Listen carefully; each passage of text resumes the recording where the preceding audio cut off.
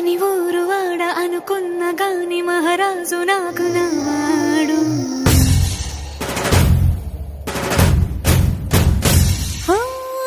మాట పెడుసైనా మనసులో వెన్న రాయిలా ఉన్నవాడిలోన దేవుడెవరికి తెలుసును నాకన్నా. సూసేకి అగ్గిరవ్వ మాదిరే ఉంటా